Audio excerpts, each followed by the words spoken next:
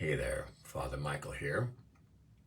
Yeah, I got the dark shades on today because I got a little skin cancer thing going on, and the chemo cream is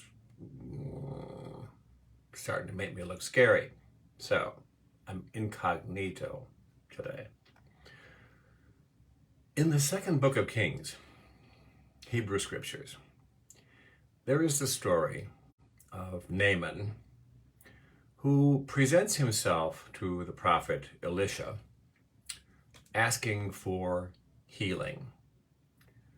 And the prophet tells him exactly what he needs to do to effect the healing that he desires. But Naaman doesn't do it. Naaman is disappointed in the instructions, in the simplicity of those instructions, and so he just doesn't do it. And so he doesn't get the healing that he's after. And at one point, Naaman's servants come up to him and they're tripping because they don't understand why he's so stubborn. And they say to him, "Oh, great and powerful dude, what is your deal?" The prophet has told you what to do. If he had told you to do some crazy, big, complicated, difficult task, you would have been on that like a fat boy on a donut. But instead, he told you to just go wash yourself and you would be made clean. What is the problem? The Naaman mind is what I'm calling that, because it persists even into our own time. Because just like Naaman, you and I often just plain refuse to do the next right thing because we tell ourselves, "Oh, it can't be that. That's too obvious. It's too simple." Like Naaman, we would rather put that miracle, that healing, on hold because we're going to hold fast in our obstinacy. We're going to hold out for a spectacular, earth-shattering sign in the sky, some kind of a miracle that's going to drop on us out of a cloud, and then we're going to be healed and cured and made whole, and we're going to, our minds will be expanded and we'll have wisdom, and we'll let all of the power of that event that we're waiting for basically force divine blessings upon us without our participation in the process. In the story, in the second book of Kings, Naaman nearly missed out on his own healing because he simply was too darn stubborn to walk the simple path laid out before him. Now, we can chuckle about that, but man, come on. Don't we do the same darn thing all the time? I know for myself that I have missed out on a lot of positive changes in my life, changes within my own heart, because I just didn't want to do the ordinary, simple, time-tested, straightforward things that I needed to do in order to experience extraordinary healing or growth. A few examples. So, I wanted less anxiety in my life, but I resisted the idea of reducing my work hours, resisted the idea of just, doing self-care, taking care of myself on my rare days off, and I resisted the whole idea of talking to my doctor about possibly taking medication. I wanted to be more physically fit. Ever since COVID, I've not been to the gym, and I don't like going to the gym anymore. So I want to be physically fit, but I don't want to go to the gym. I don't want to go biking. I don't want to walk the dog. I don't want to do anything. I want to take a magic pill and then be physically fit. When I was a student, man, I wanted those A+ research papers, which, to be fair, I always got. But it was a last minute shit show. I wanted the A+, but I didn't want to spend that time in the library, because I'm that old. I didn't want to spend time doing the research. Didn't want to be preparing all of that background work. I just wanted to put the pen to paper and write something magical and powerful and something terrific that would carry me over the finish line. Well, it always worked out, but it was stressful. Another example, I have wanted better relationships with my sons, with my spouse, my other family members, right? My friends, but I always found it hard to just slow down, make time to be present to those relationships. Because relationships take an investment of time, which I never seem to have. And even now, present day example, even now as I am finally taking steps to curtail certain aspects of my ministry. And as of yesterday, I resigned one of my part-time jobs, a job that has been fruitful and life-affirming for me.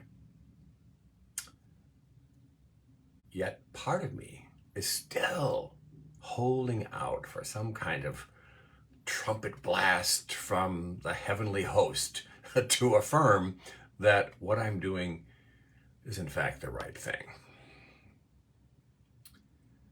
I work with alcoholics and drug addicts most days of the week, soon to be fewer days of the week. And in their search for sobriety, I know something about this, right? Sobriety and recovery from chemical addiction does not come through dramatic healings or trumpet blasts from the clouds or apparitions of magic Jesus standing at the foot of your bed. The healing happens slowly and gradually, imperceptibly, which is super annoying. But the healing is a process. It is an evolution that matures and develops and grows in its own damn time. And it never fails. The clients that I know who will tell me stories like, oh, I had a big conversion experience. I said a prayer and Jesus swooped into my bedroom and took away my addiction while I slept. And now I have no more urges to drink, etc., etc. Those are the ones who are going to relapse the quickest every time because they've got name in mind. And it's cutting them off from the blessing right in front of their own damn face. These are the same people, oftentimes, who refuse to go to recovery meetings. They say they don't need meetings, that they can do this on their own, that meetings just aren't part of who they are as people. Again, trapped in name and mind because the research is right there in front of their faces, right? Meetings work. Mutual support groups work. You don't have to believe all of the religious doctrine, that they teach there in some of those meetings. Take the pieces you can go with and go with that. Being with people on the same path is empowering. It makes you really the highest power in your life in that moment. You're the one that has to fix it. It's that name in mind that refuses to accept the miracle that's right there, time-tested, but they don't want to do it. And just like Naaman, if we clinicians told them crazy stories like, you know what, if you want to get sobriety, you need to go to Africa and climb Mount Kilimanjaro barefoot.